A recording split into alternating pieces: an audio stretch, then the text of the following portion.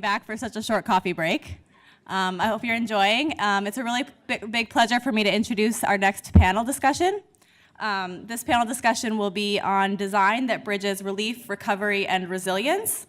It will look at how design contributes to the smooth transition of rapid onset emergency response to more dignified spaces of resilience over a long period of time.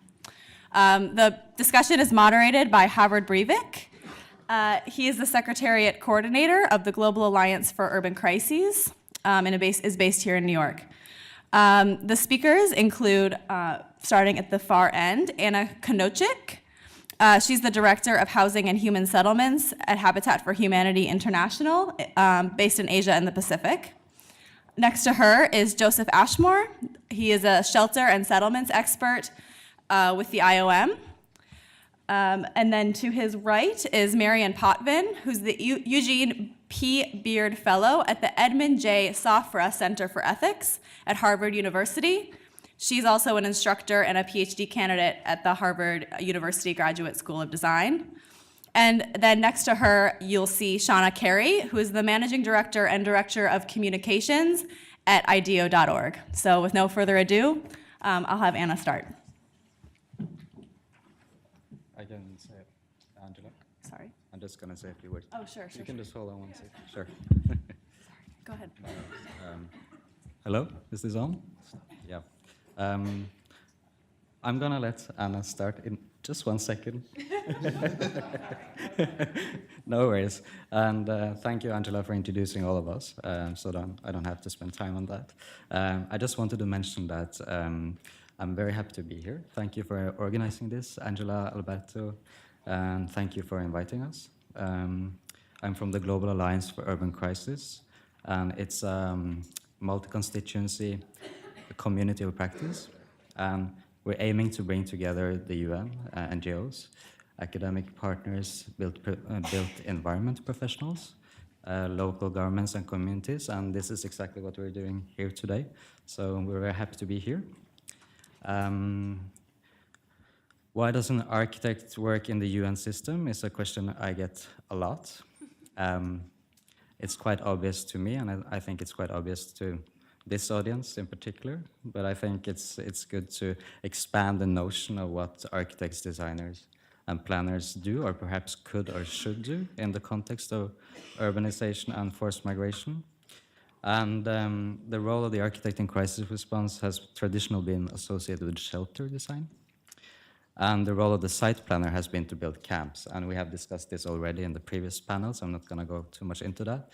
But I think we'll get some really interesting perspectives from our colleagues here. They have very interesting experience, and I suggest that you read their very interesting bios on the webpage. So I think I'm just going to let you start, Anna, please.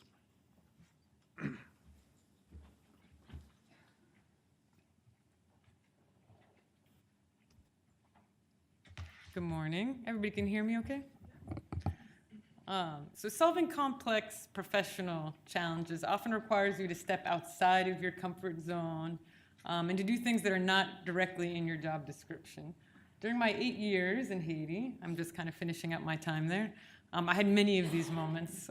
This went from anything working late hours with a housing minister, watching him play guitar at a rock concert, to showing off, to building a relationship with the community by showing off my terrible dance skills in a public forum, to also working on Saturday mornings, trying to bring donors to the construction site, and then realizing that the gate was locked and your donors were 1990s Hollywood stars, Sean Penn and Punky Brewster, and asking them to climb over the fence for you so we could get in.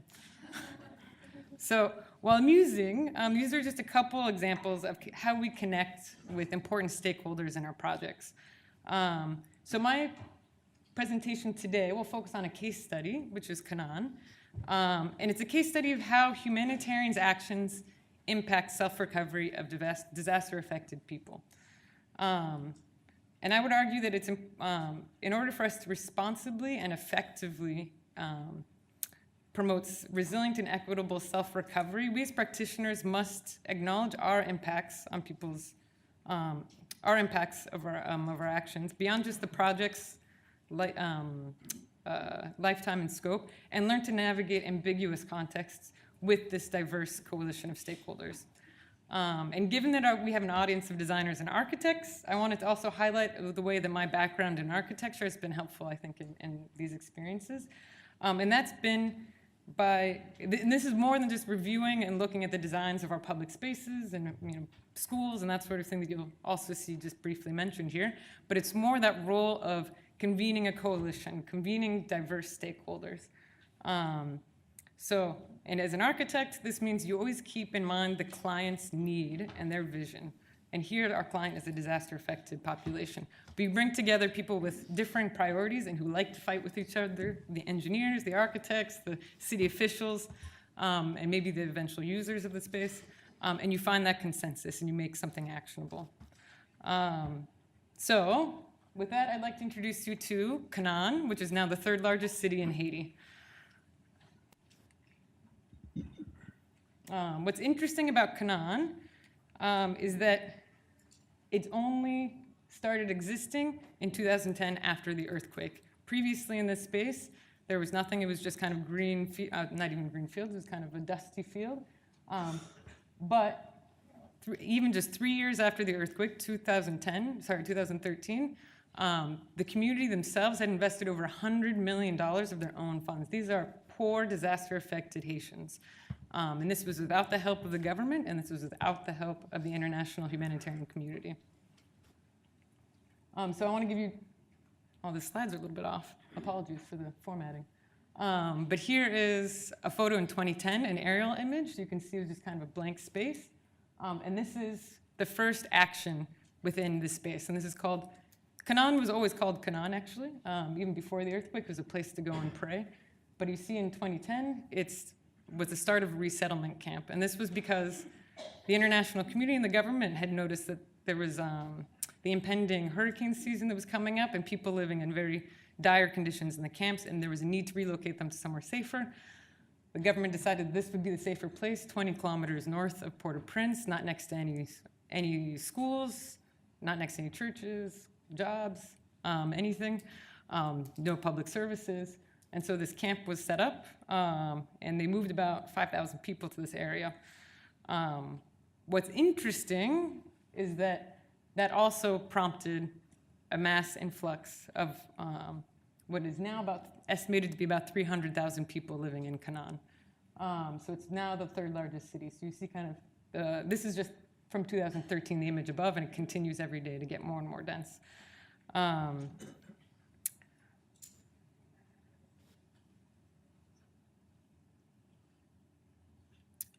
So this challenge, which you can already imagine, was complicated by several public discourses at the time. So I'm going to kind of zoom in maybe now to 2013. There was these big public debates going on between government, civil society, international organizations. And this was based on a couple different things. One is, what do we call these people? Are they IDPs? Are they earthquake affected? Or are they just normal citizens? But then if they're citizens, they're probably squatters and freeloaders. Who owns the land?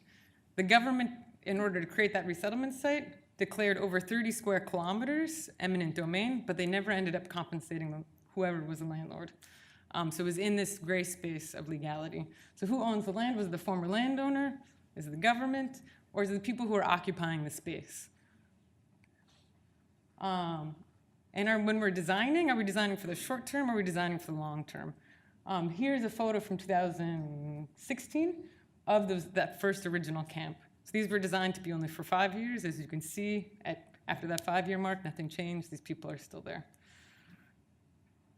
And on top of all these kind of challenging dichotomies, there was this competing priorities of the government and international community. There was 1.5 million people displaced in Port-au-Prince. And where did they go? Over 90% of those displaced were renters and didn't have a piece of land, and they saw Kanaan as a promised land for them, quite literally. In addition to this, the government was sending mixed messages. There was the eminent domain, citing this was for earthquake-affected people. At the same time, they were saying they shouldn't be there, they're freeloading citizens. On the other hand, there was also local governments that were sending people by the busloads informally to Kanaan from the camps. So what happened, and in the meantime, the community was self-recovering. And so what that meant was that they would work together. And this is one example where they collect a little bit of money here and there, or some people gave in kind their labor or materials, and they brought in, not only did they construct their own homes, but they started bringing in their own services. This is a electricity line and electricity pole that they're putting up themselves. They built over 600 linear kilometers of roads, dirt roads, but laid them out. In addition, they had a vision for this. They were organized. They had concepts. They tried to plan themselves. This is a drawing of one of the community leaders they called it the Kanaan Economic Center, CEC or KEK in Creole, where the bus station and main market would be. This is actually in the end where the government decided to invest in a market and tap station. In addition, in this sort of vision, there was informal kind of entrepreneurs buying and selling the land, developing it, speculating on it, and making this process go faster. In addition, it was the largest construction boom in Haiti at the time, and probably still is. And so you can see on the left some of these block makers.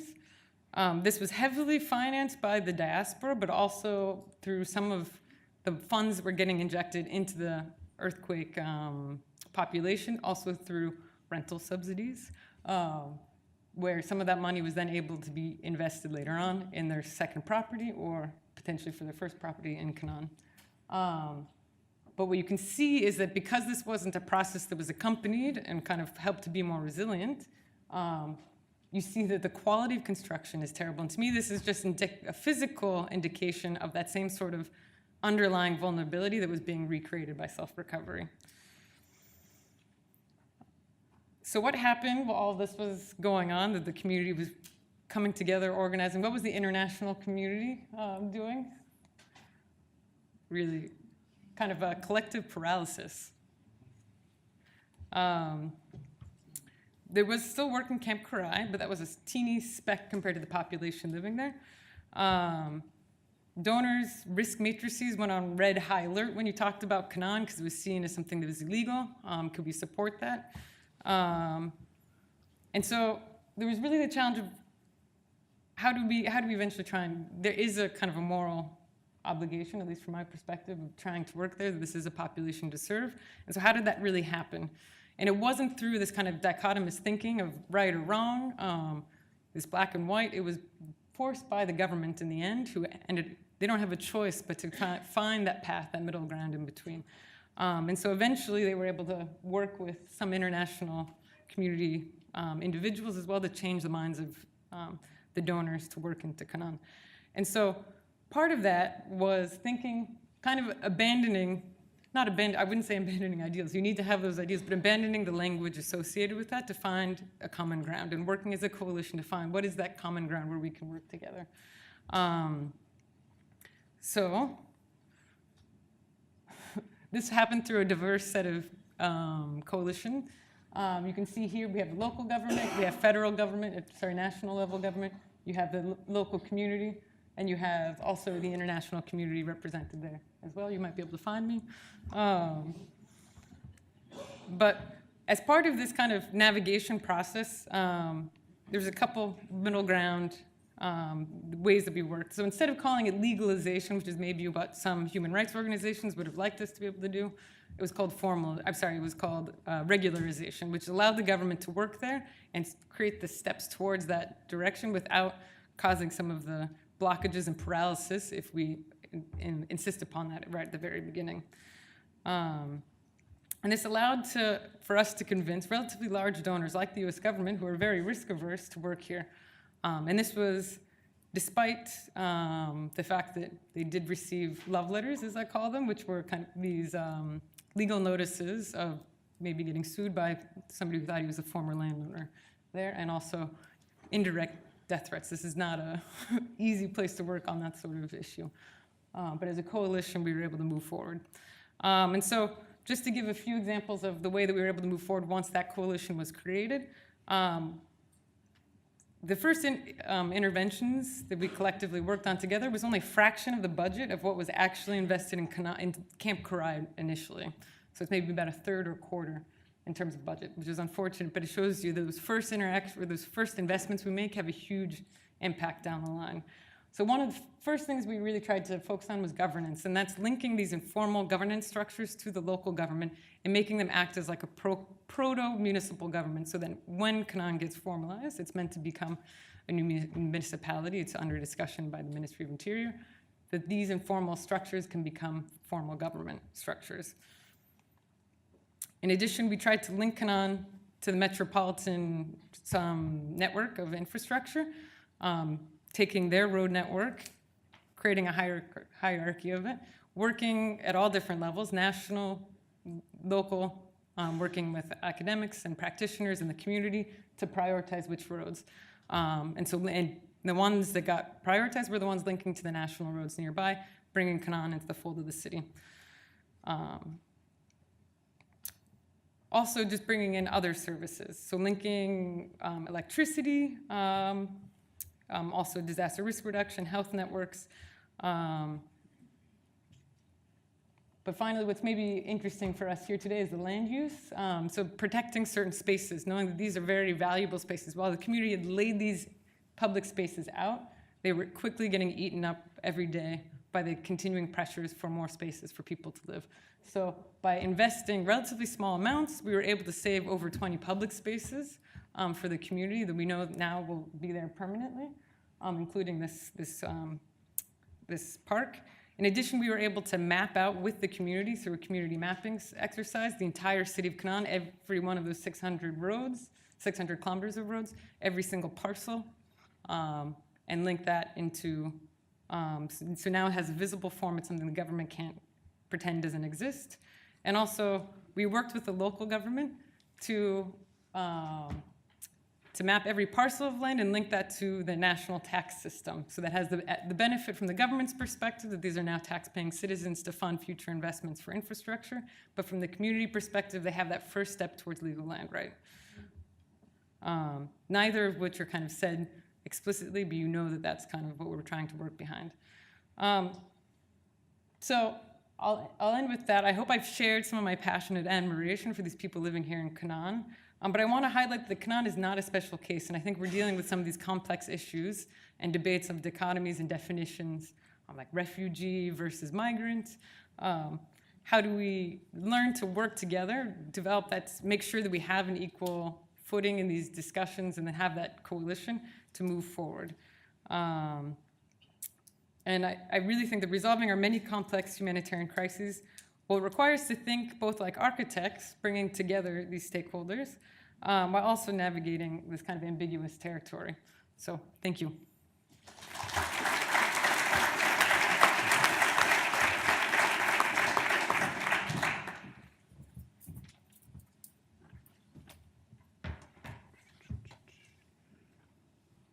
Oop.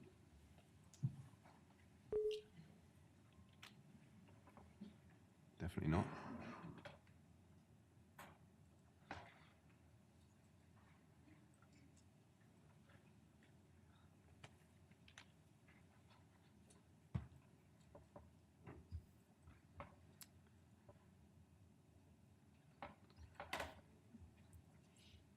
So I'm putting some pictures up on the background which have nothing to do with what I'm talking about, but it's something to look at in case you're bored of what I'm saying.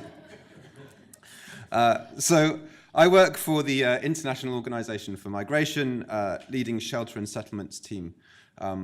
Worldwide, IOM is quite a large shelter actor, so we assist between 4.5 and 5.5 million people with shelter assistance every year. What I want to talk to you about today is, I'm going to start with 3 points.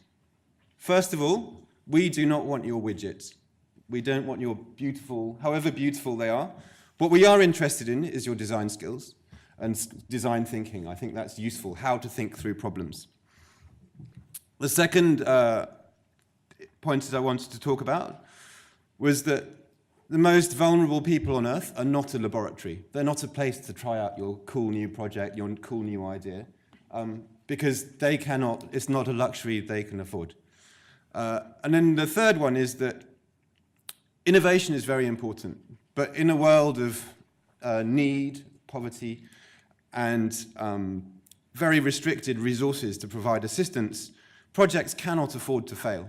So one of the ideas we hear about with innovation is it's great, it didn't work. Like, it's not a good project if it did not work in any way, if it did not assist people or created more vulnerability afterwards.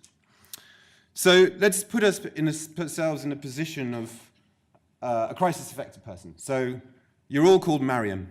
What's your name? Mary. Very good. Good listening. So you're all called Marianne. You're a single-parent household in Burundi. You live about 10 kilometers north of Bujumbura. Burundi, a poor country. Second time you've heard it mentioned today, after the ambassador's introduction. Poor country, it's had political unrest, so quite violence. It's a bit more stable at the moment. Large refugee afflux, but a difficult history, and also many people living at significant risk of natural disaster. So Mariam lives on kind of marginal land, squatted land, that floods every year.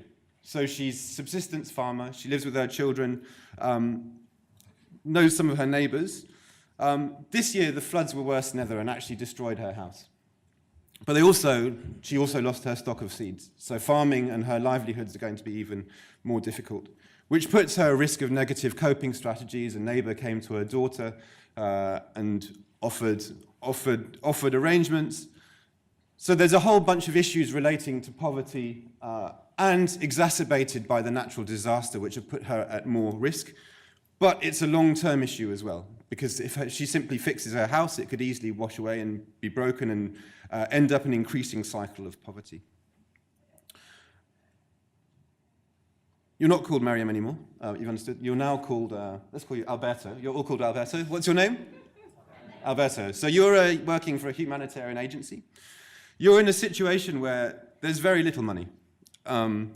So we have 68.5 million refugees and people of concern and IDPs last year. We have even more, on top of that, large numbers affected by natural disaster. The Global Shelter Cluster reports that we assisted between 10 and 15 million people a year. So the numbers don't add up to the need versus the assistance provided. And then if you look at that, 70 or 80% of that assistance from humanitarian shelter actors is basically NFI. So it's like, here's a saucepan, great, see you. So the assistance is limited by resources. We're in a very restricted resource world. And Burundi, where I was last year, there's even less money. So what can you do? If you're Alberto, you're doing the assistance. I think Anna's white slide kind of defined what happens to most people, nothing. There is very little we can do when we have no resources, no capacity. For Mariam, clearly there are things they can do. Ideally, it would be an integrated program where we'd provide emergency assistance, we'd have seeds, it would be related to improved land use planning, support on security of tenure or attempts to get better place to live, maybe work on building back safer. So Alberto's designed a perfect project, and you can get some money. But we cannot afford to fail with this project, because it's probably the only assistance that she is likely to have, and without that, she will fall back. And for most people, that project doesn't happen. So who's the primary responder? Who's doing the actual response? Yeah, Mariam. Mariam and her family are really providing the emergency response. She's certainly never going to get a house. She might get some basic assistance. She might get some work. There may be work on advocacy on land use planning to give better access. There may be some work on supporting reduction in environmental degradation. So really going back to this, my three key points here are that the primary responders are the people themselves. As we saw in Kanaan, most of the work, all the construction really is done by affected people. Shelter is an ongoing process where people are incrementing their processes. But what Mariam does not need is a widget. She wants good, solid, well-designed programs using the limited resources there are to the best.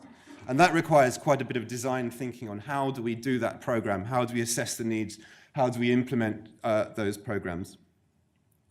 And so what we need here, and I think what I'm interested in from this room is, what we do need is people with design thinking and how we can help resolve seemingly intractable problems with very limited resources. So I'm going to stop there. We don't want your widgets, we want your skills. Thank you very much.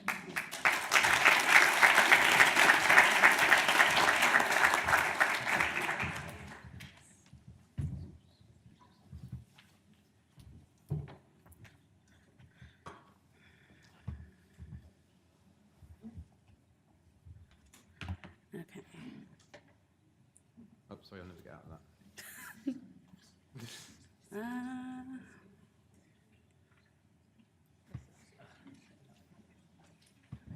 Text.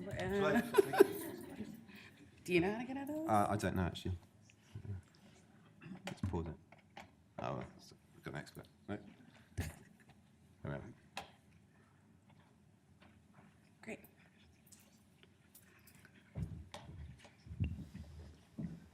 Tech support live, everyone. Here. This is terrifying. All right.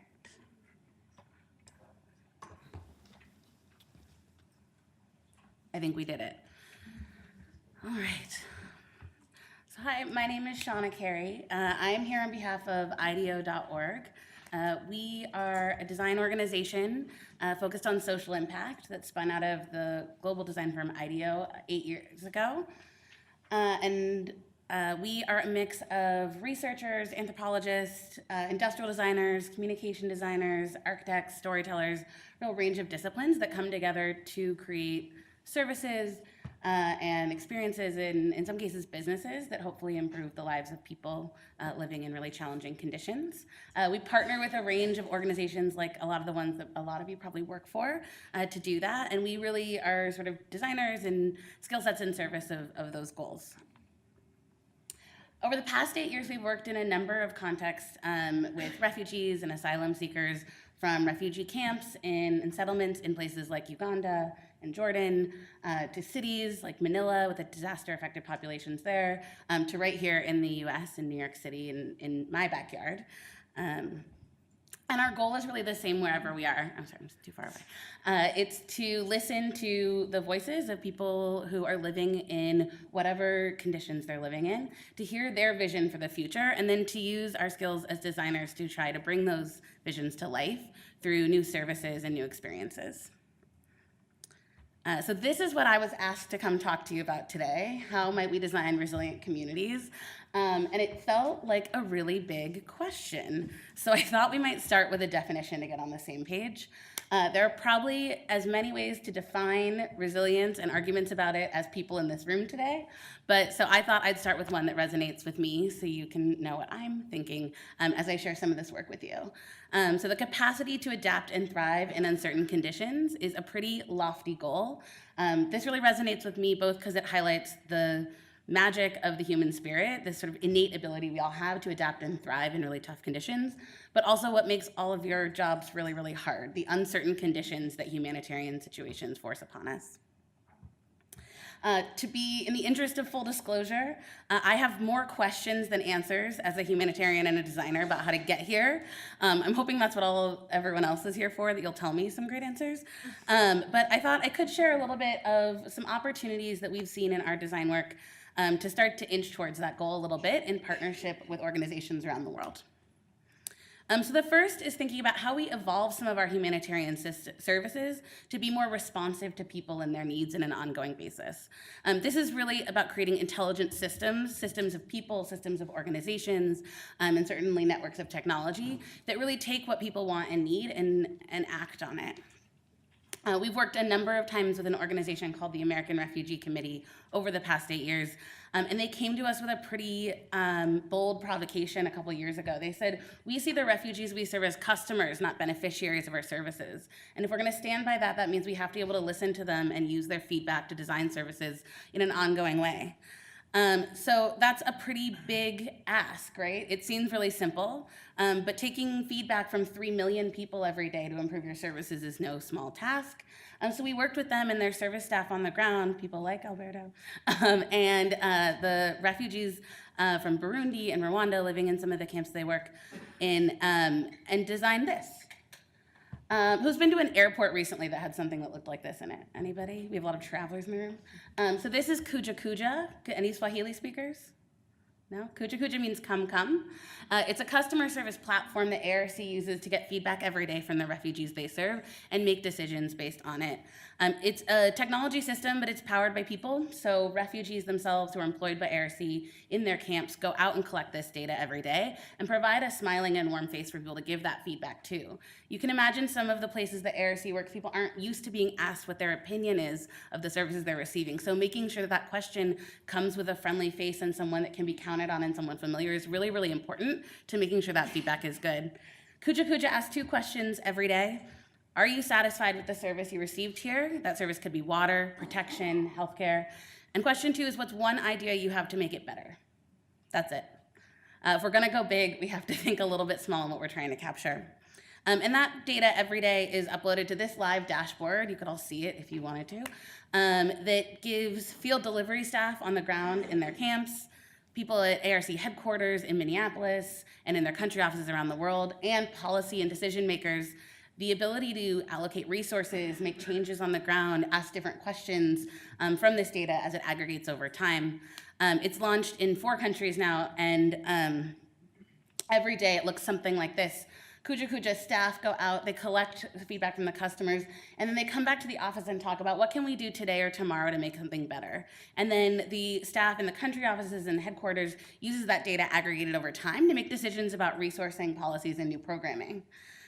We're pretty excited for ARC. They're seeing customer service rates tick up about 20% within 3 months of launch in new countries, which we think means that the system is helping us interpret people's needs in a faster way. But potentially more importantly, it's a system that allows for change, that those uncertain conditions we talked about, that the intelligent system will pick those up, and as people's needs or desires change, so too will our response to them. It's certainly one piece of what needs to be a much larger set of solutions, but it's it's a start, and it's something we're excited about thinking about on a broader scale.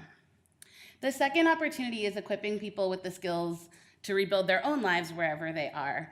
As you mentioned, there's lots of resource constraints in this sector. There's also a lot of uncertainty around where people will be for when and how long. And so something we've been working with a couple different partners about is trying to understand how do we design solutions that work in a displacement context, but that provide skills and tools that can be used wherever somebody lands. And they're really focused on building the resilience of a person. So wherever that person's journey takes them, they're able to use them. This woman is named Rana Dajani. She's one of our partners in Jordan. She started a volunteer-led reading program in her neighborhood in Amman, wanting her children to have access to empathy building and to fall in love with reading through storytelling. She didn't see a lot of opportunities for that in her community, and we all know there are many benefits to reading aloud to your children. So Rana started this in Amman, and then the Syrian refugee crisis broke out, and people were flooding into her country, and she said, I need to do something. I want to expand this service to as many people as possible. But Rana, by herself, training one person at a time, inspirational as she may be, is not a scalable solution. So we worked with her to create a sort of program that could be packaged up and provide the right training to people about how to start a reading circle to young children in their community wherever they happen to be, and how to make sure that they're reading aloud and doing that storytelling in a way that's building children's brains and their empathy skills. And the thing about these skills is, while the context that Rana is focused on is a refugee camp, the skills that the children are developing in these reading circles will carry with them through the rest of their lives. And so everybody deserves the opportunity for each day to be a learning experience, not a waiting room. And so really by giving them these skills in these small moments every single week, you're creating something that'll last with them wherever their journey takes them, hopefully to a context not marked only by displacement. We also recently worked with UNICEF in Jordan to create a program that helps young Syrian refugees start their own small businesses. And there's a lot of probably pretty simple asks here, right? Business skills, strategy, design skills to come up with a concept. But the reality is we dug in and we started to listen to some of the refugees' stories is that their ability to imagine a business was limited by the fact that many of these young people had come to the camp 7 years ago. They were children when they arrived, and they've never really lived as adults in a thriving economic system that looks more like a city. So should they be able to leave this camp ideally soon and either go home or go somewhere else and live in an urban environment, they weren't really equipped to use those business skills in another context unless we imbued it with inspiration from all over the world about how businesses and economies work and the thinking they needed to operate in that context. So by limiting it to the camp environment they're in right now, it really would have limited the impact that the project could have and not followed them on their journey throughout. The third opportunity we've been talking about a lot, and this is one we definitely have more questions than answers about, is creating thriving and empathetic host communities. When we talk about resilience, there's no shortage in talking about systems thinking and how we build great systems. Sometimes we forget that those systems are largely made up of human beings who have thoughts and emotions and fears and values and questions. And so designing for the people within a system is actually what enables it to change. The first time I went to Uganda, I met a woman who's a refugee from Congo living in Kampala, and she said this to me: living next to somebody doesn't make you neighbors. I'm almost done. And it's a relatively simple context, but the underlying experience is actually quite complex, right? So like, what makes a community? Are we a community? Is this New York my community? Am I in a community? Like, what does that mean? And so when we think about turning neighbors into strangers into neighbors, rather, which is really what we're doing when we're designing for integration among host communities and refugees, I think we need to take that pretty seriously. There are a lot of unanswered questions about how to do that well. Our partners at American Refugee Committee are really committed to building bridges between the Somali diaspora and the local community in Minnesota where they were founded, and using those bridges as a way to do things like raise funds for the famine in the Horn of Africa. There's a campaign we worked on with them a few years ago, focused on that exact goal. And I will be the first person to admit that this is probably not the solution to designing for integration by itself. No billboard campaign, no matter how clever, is gonna make that jump for us. It's a really big, complex challenge. But I think what my point is with this is that you can design dialogue. We can design dialogue that questions people's biases, that helps them look inward and start a conversation about a shared identity that might be different than the one we all showed up with. So this is the kind of design that we're really interested in doing and would love to listen to all of you about how to do that in the communities you work with. Thank you.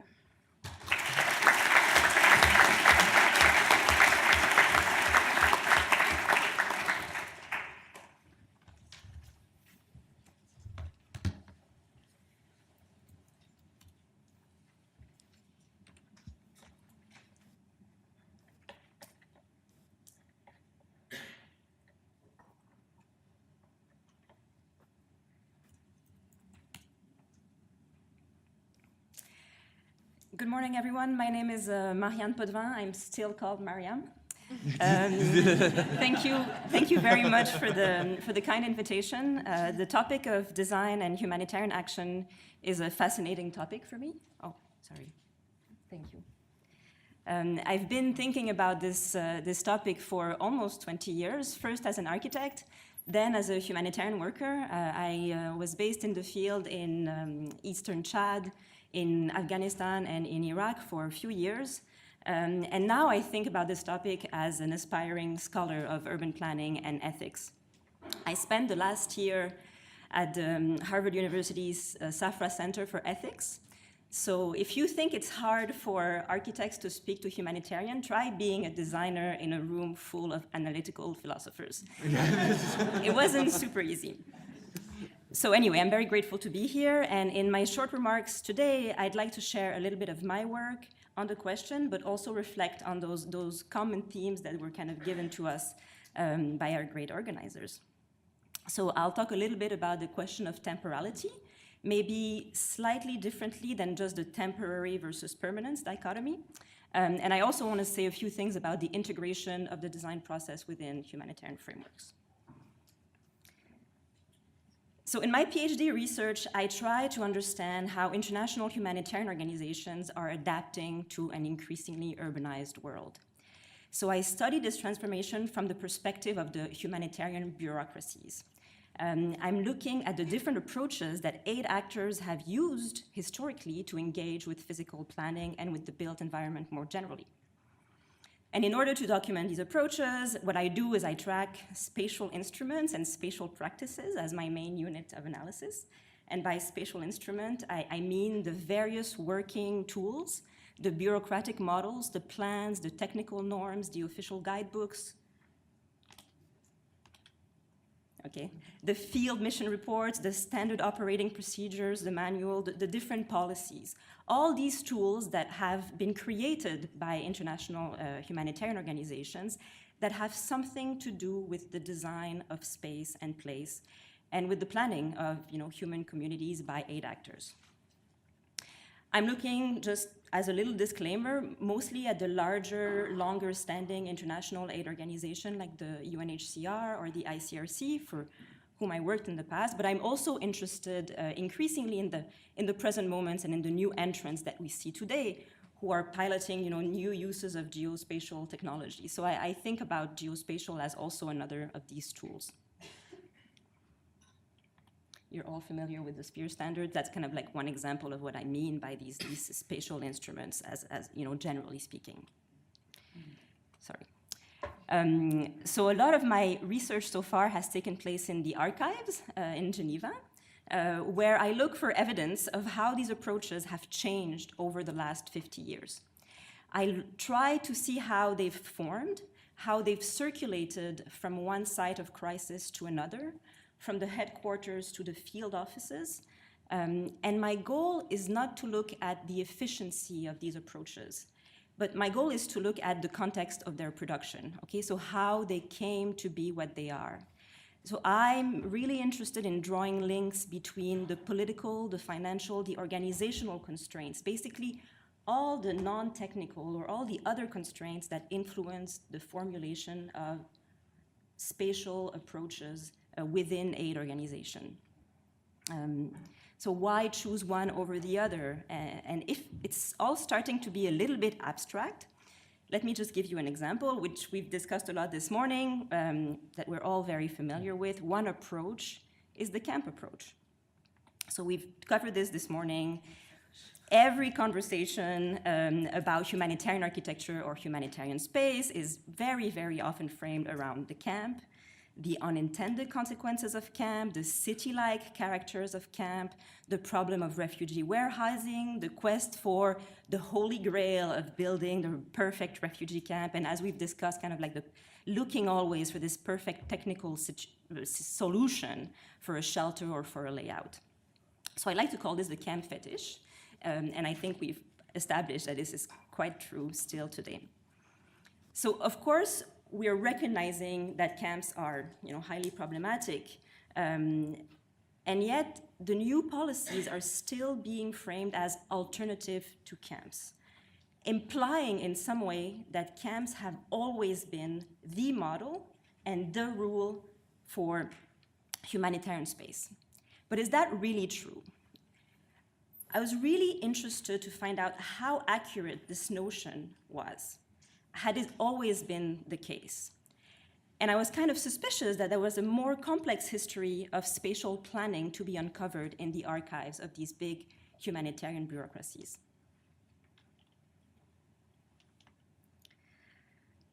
So now I'd like to pause just for a moment and explain how I think this fits in our discussion about temporality, permanence, and design. And here I just want to clarify that I'm approaching the question of temporality by the question of history, right?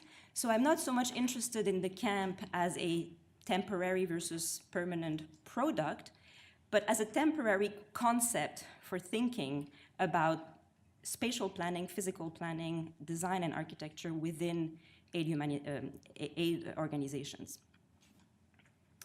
What I found so far, and I would like to argue today, is that there's a much richer history of spatial instruments than the history of camp, and that a more thoughtful, more complete history of humanitarian planning can give us a better view of the humanitarian world and maybe help us craft new approaches that are maybe not that new, but informed by experience and the past. Oh, sorry. So I'm making a point for history here. So let me illustrate this a little bit by looking at my kind of historical work. I start at the end of World War II, and my hypothesis is that within large international aid organization, we move from a position that planning is not the responsibilities of humanitarian actors to another view of planning, which is more about self-sufficiency. And I'll just go a little bit into details. Stop me if I'm going too long. But basically, there is an evolution. There's a transformation. Okay, so in the direct post-World War II, it's the onset of the refugee regime. That's where it gets institutionalized and created. And it's very Eurocentric. And the implicit kind of assumption is that the states or the cities, the governments will do the planning. It's not the job of the UNHCR, for example. In the 60s, there's a complete, massive global expansion of humanitarian action with decolonization war. All these Western, highly Eurocentric institutions now turn their eyes to the quote-unquote third world, and they shift their operation from protection-heavy to technical assistance and material assistance. So this is massive. Their budgets explode, and it's also the beginning of the development project. So at the time, there's a different approach to planning, right? What I call that kind of planning should lead to self-sufficiency. It should be holistic. There's no fear to talk about refugee aid and development back then. The concept starts to make their way in the minds of the organizations. One particular moment that's very, very interesting is in the middle of the 1970s, the creation of UN Habitat. There's a big conference, or maybe a little bit like where we are today, where people are for the first time discussing what human settlements are. So it's a moment, for example, at the UNHCR, where at first they're like, well, we're not in the business of planning and human settlements. We're in the refugee business. What are you talking about? You want us to talk about planning. And then they start reflecting in groups like this. They start reflecting and they start discovering that actually 70% of their budget is spent on creating villages. And the idea is really to foster kind of a larger idea of quality of life. And so it's a much different approach to planning than the camp approach. Anyway, I'm going to try to go faster, but in the 80s, of course, it's the beginning of a more efficiency-oriented approach, and this move away from the development and looking more closely at evidence, at ways to monitor, at ways to coordinate, and how these philosophies or this way of thinking will influence then what the physical planning approaches are. It's also the moment where shelter becomes really a thing, right? So I guess I want to just kind of emphasize that a lot of the words that we're using today, they haven't always been there, right? We need not essentialize all these concepts of camps, of shelters. They are moments in the history of humanitarian aid. 1 minute, okay, wow. So I'm already, sorry, really out of time. Okay. So I guess I want to make 2 points before leaving, is that I want us to be mindful to think about humanitarian design as a technical problem. I think there's a paradoxical approach within humanitarian aid organization to think that either the technical is kind of like not so noble, you know, it's not the stuff of like the noble protection humanitarian. And then there's the other approach of thinking that the ethical conundrums, the ethical dilemmas that we cannot solve politically, we'll solve them technically, right? So I think that's, you know, when Joseph was saying we don't want your widget, that's a little bit, you know, what I want to get at. So I want us to be mindful and not to think about humanitarian design only as a technical problem. And then my last point, which I hoped I would have more time, is to think about, and maybe that's cynical, but it's great to think about our points of convergences, but I think it's important that we reflect on our points of departures as designers, architects, and as humanitarian actors. We come from very hugely different working traditions, right? Humanitarian actors they're mobile, they're based on event, they're trying to be neutral. And architects and planners are, you know, rooted in context, they're political, they need to think about the collective. So my wish for us is that by getting our hands into urban messes, I mean us humanitarian workers, especially when we want to deal about the informal or the on-plan, it means getting political. It means reckoning with democracy, with representation, with collective action, and with politics. So I invite us all to do that a little bit better. Thank you.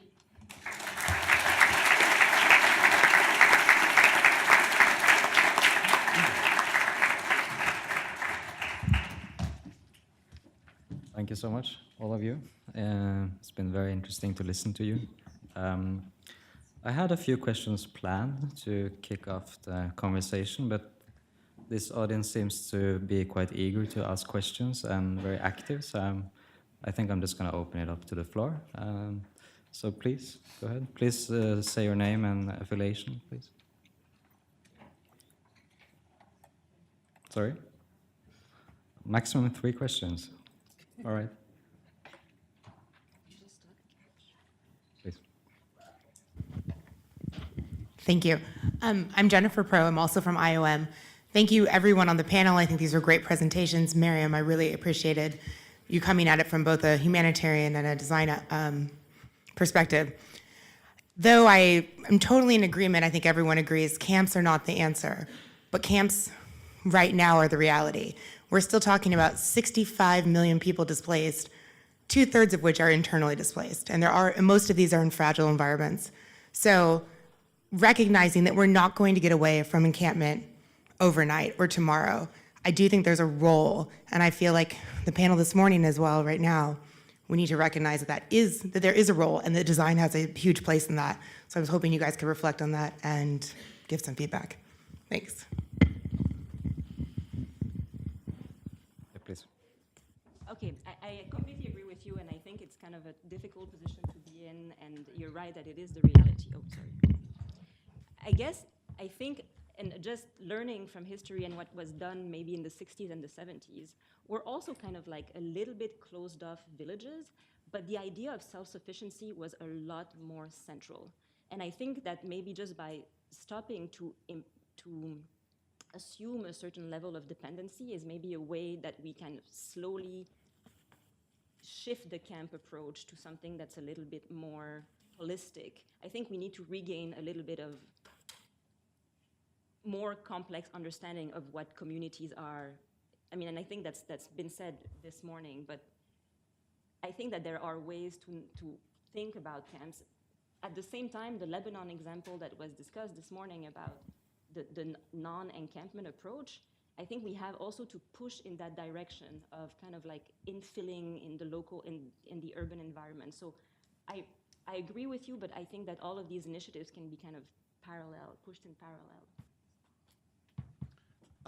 I think the idea of camps on greenfield sites is relatively rare. So maybe with large-scale refugee influxes, what we often find, particularly after natural disasters, is spontaneous sites within urban environments. So they're like settlements, they're spontaneous slums emerging as Korean, in fact, kind of emerged as a kind of settlement area, or you get areas emerging within towns. So within Maiduguri, Nigeria, in South Sudan, there's a very specific reason for formation of camps in terms of it's the only way of protecting people. In Bangladesh, we're seeing massive camps, again, for a mixture of things, including policies forcing that to be the only solutions. But what we're seeing is, and if anyone, it's a quick plug for this afternoon, actually, which if you come, you get chocolate. We'll be talking about camps, but I think it's language. It's like settlements. And I think the skills we have as humanitarians in camps are also relevant to settlement planning, slum upgrading. I think there's a lot of crossover and a much grayer line, particularly when we're looking at camp or settlement formation, spontaneous sites particularly within more urban environments. 2 more questions. Yes, please.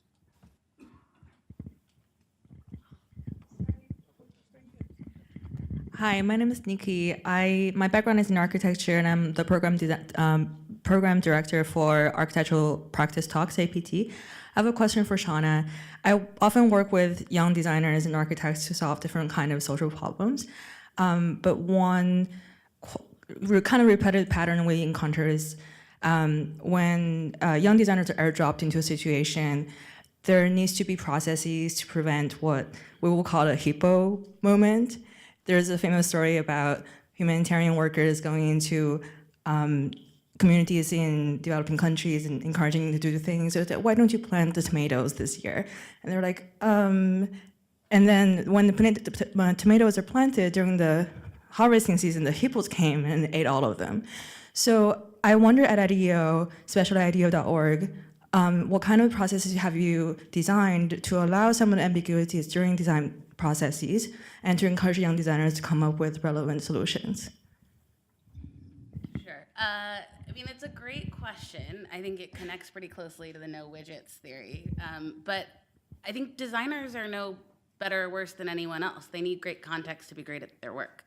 And so I think they're, you know, for us, we take pretty seriously the fact that we're working on complex challenges that people have been working on for a long time. And if they were easy to solve, they would have been. There's no magic sauce that happens to you in design school and makes you better at solving problems. I think we think design has a role to play in bringing thinking from other places into solving problems sometimes.